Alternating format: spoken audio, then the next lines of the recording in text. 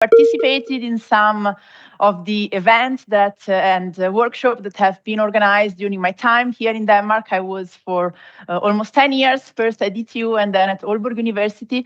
But it is nice to be back here now representing Sant'Anna School of Advanced Studies and the Institute of Management and the Interdisciplinary Center on Sustainability and Climate.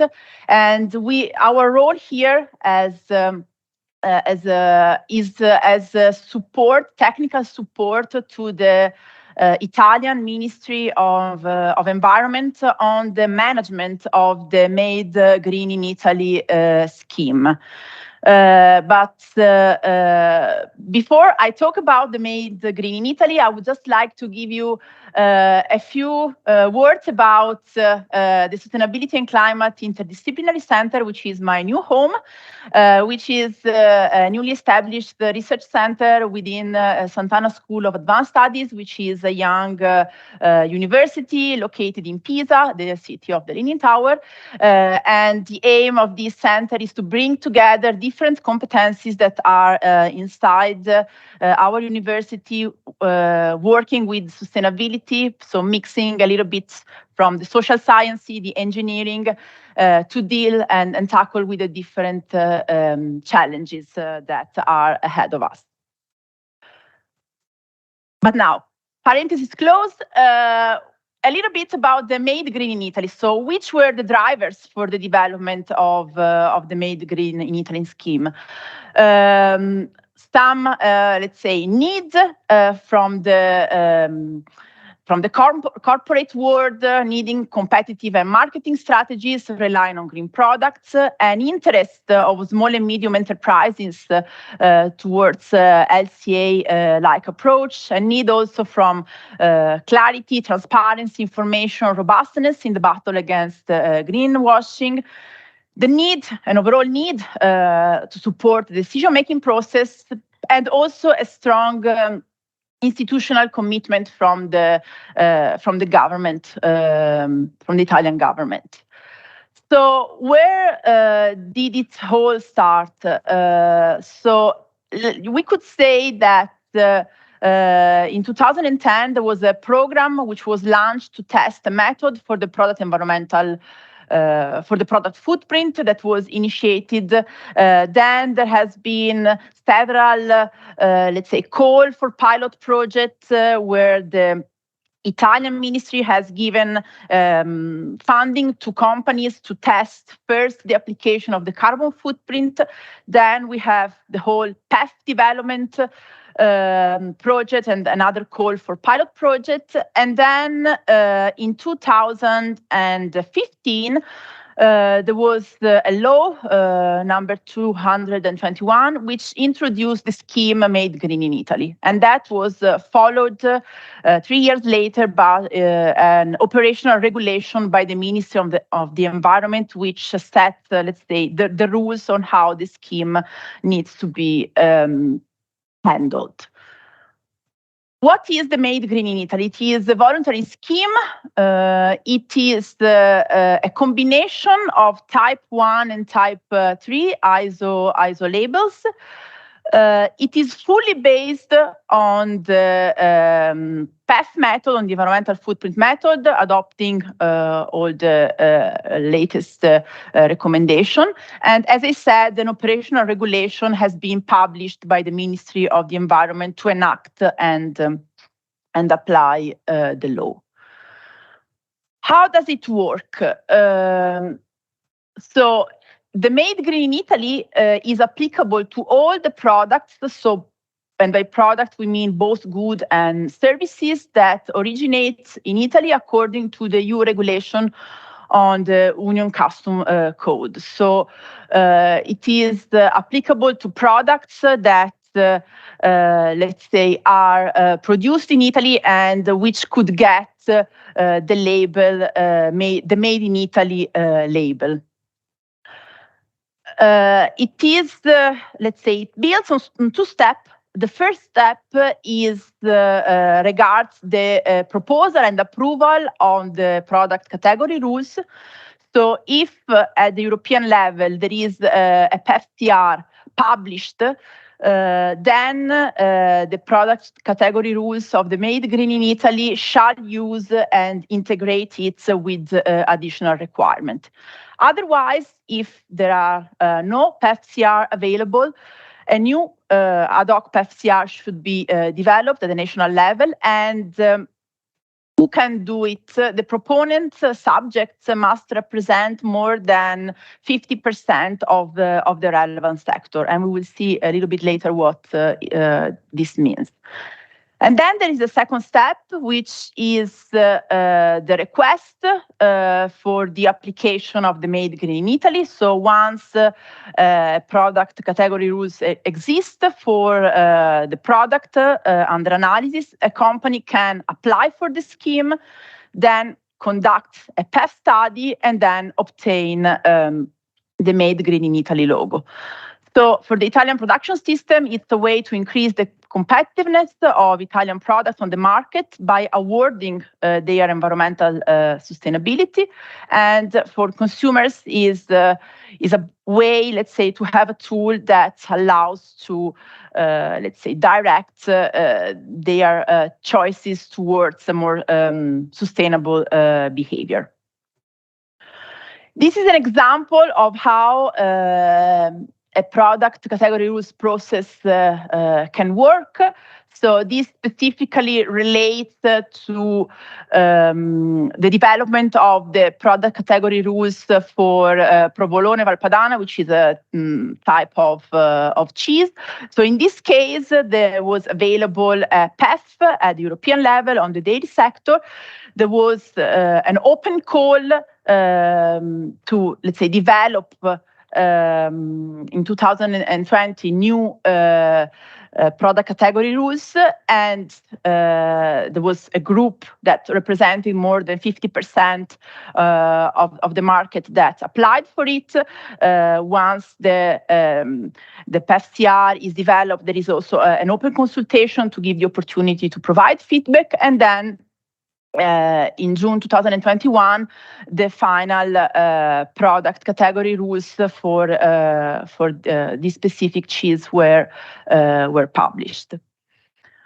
The product category rules are, let's say, documents that define the principle and requirement that any company in the sector must follow in conducting a PEF study of the product.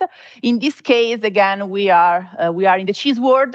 They are based on the European PEF methodology, and in the case of provolone Valpadana, there are also, let's say, they are taking into account also the rules defined in the pilot project. In the PEFCR, there is a definition of the footprint of the average sector product, which is the benchmark against which the result of the study of the individual company applying for the Made Green in Italy brand must be compared.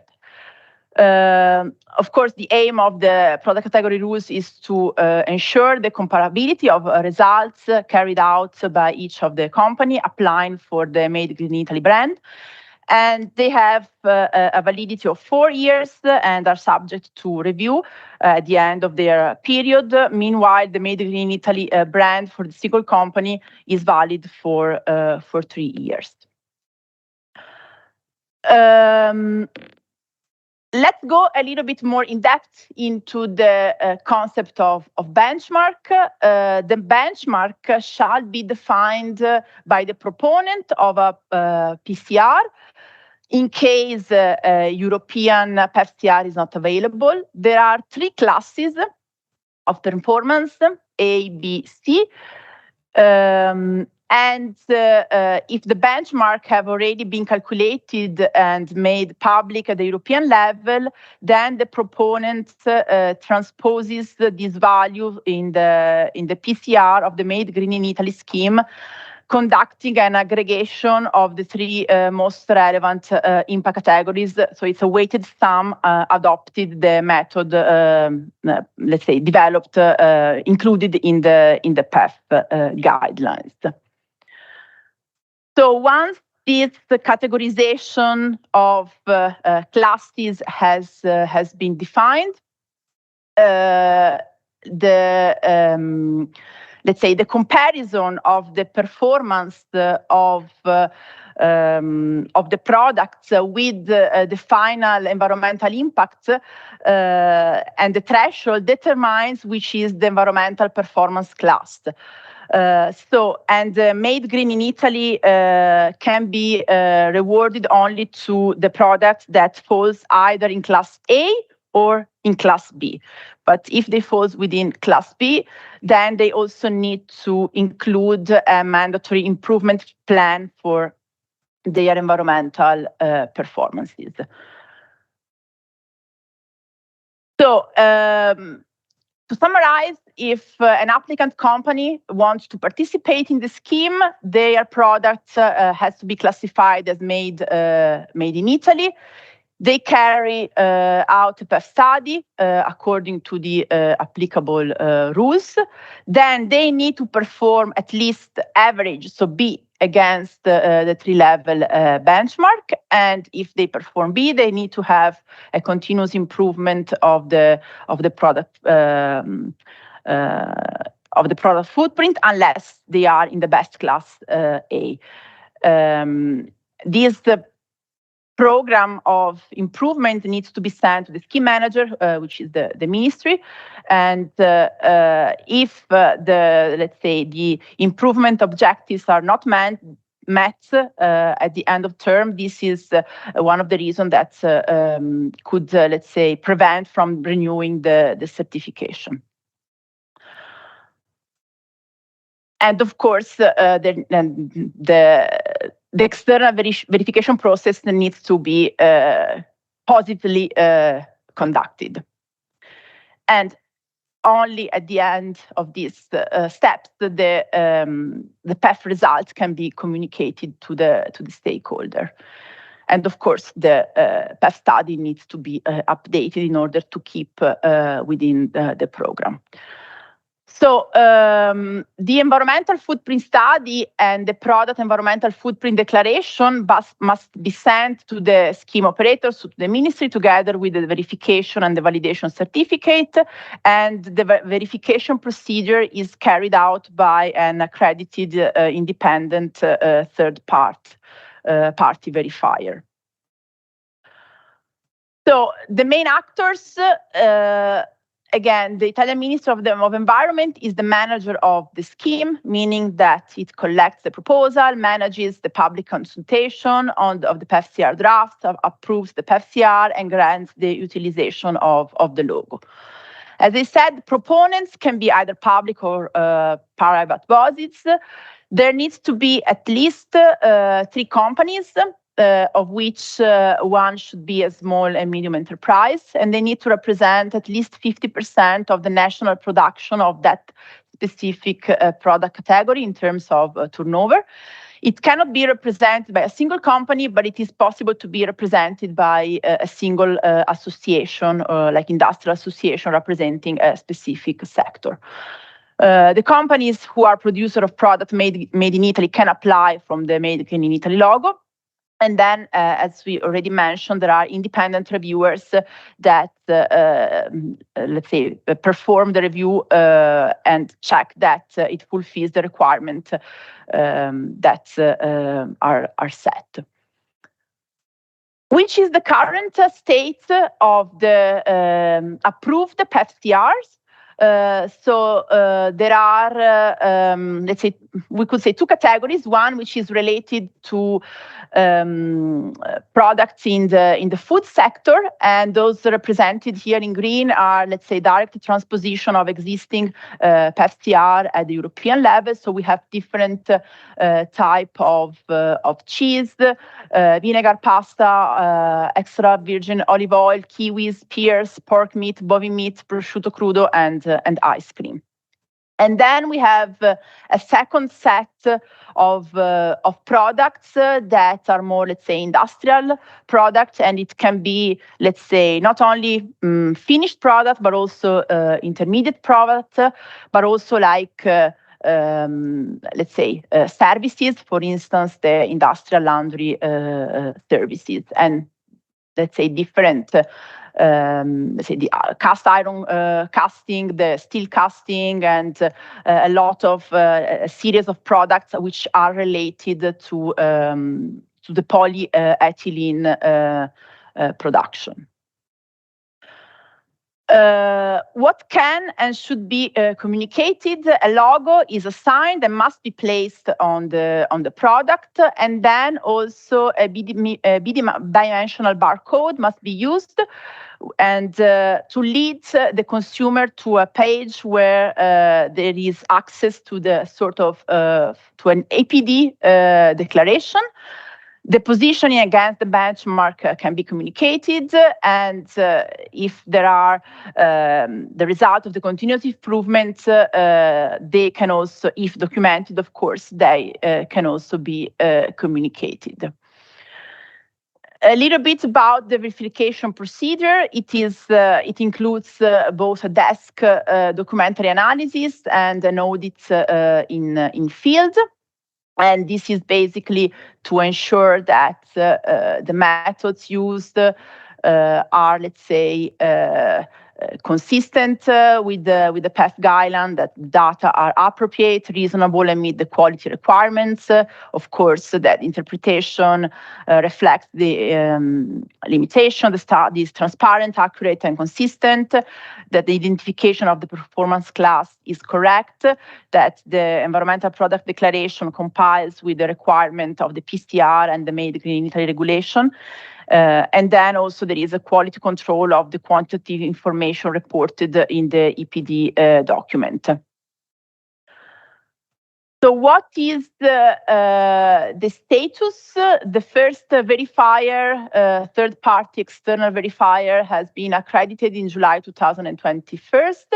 The first product which has been awarded the Made Green in Italy certification was given the certification in 2021. And today there are 7 products and services which have joined the Made Green in Italy scheme. And these are polyethylene shoppers, let's say different types of polyethylene shoppers and the industrial laundry services. And with that, I would like to conclude and thank you. And if you have any question, feel free to ask, and I hope I can answer. Thank you. Thank you, Monia. Yes. Any questions for Monia? Yes.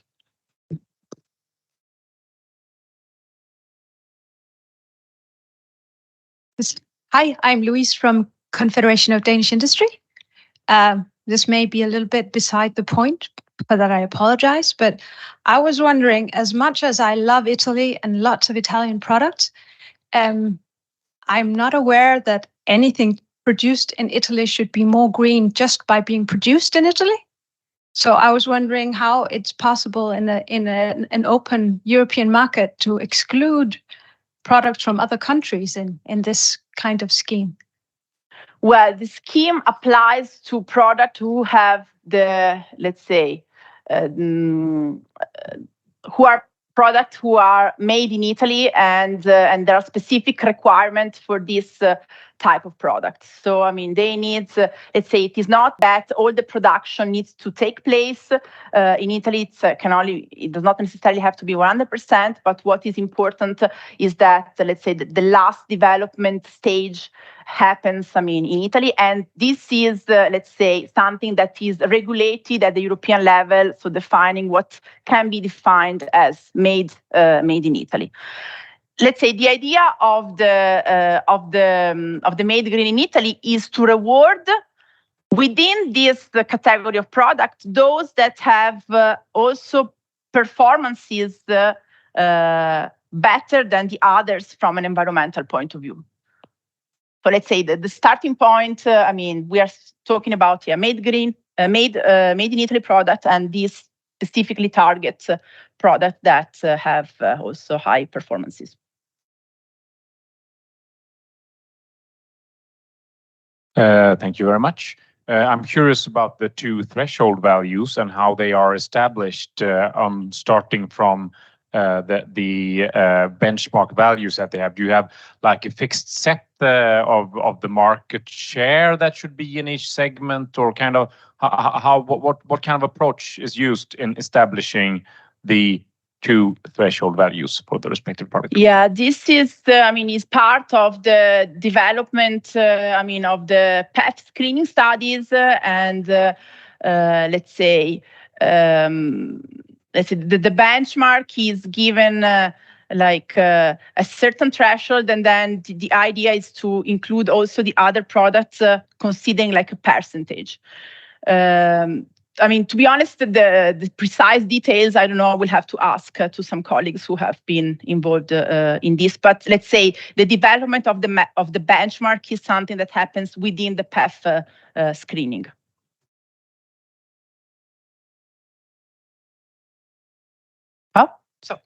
I thought just wrote in one of your first slides that you had, it was you have to perform a PEF study and then additional requirements. Was there additional requirements for those who needed the logo, or is it just the PEF study showing that you live up to these?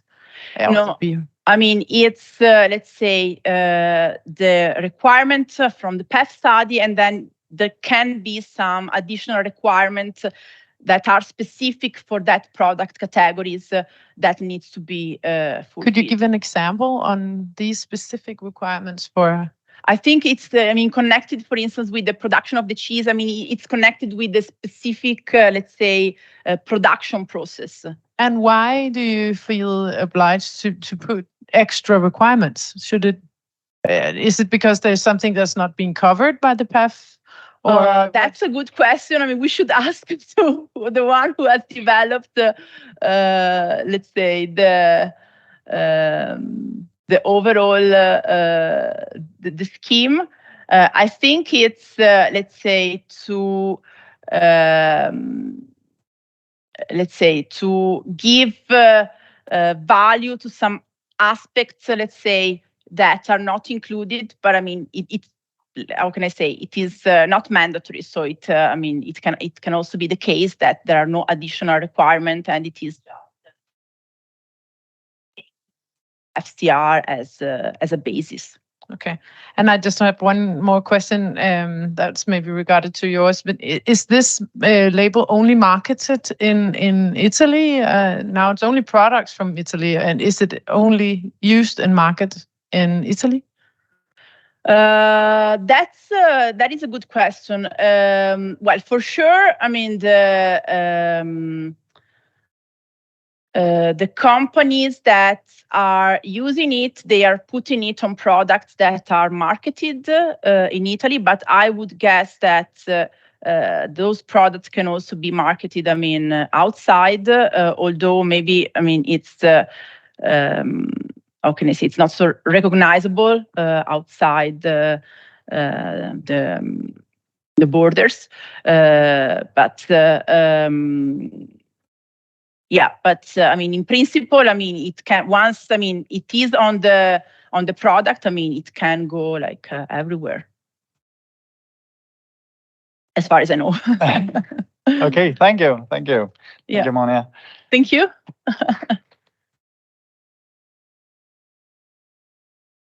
Yes.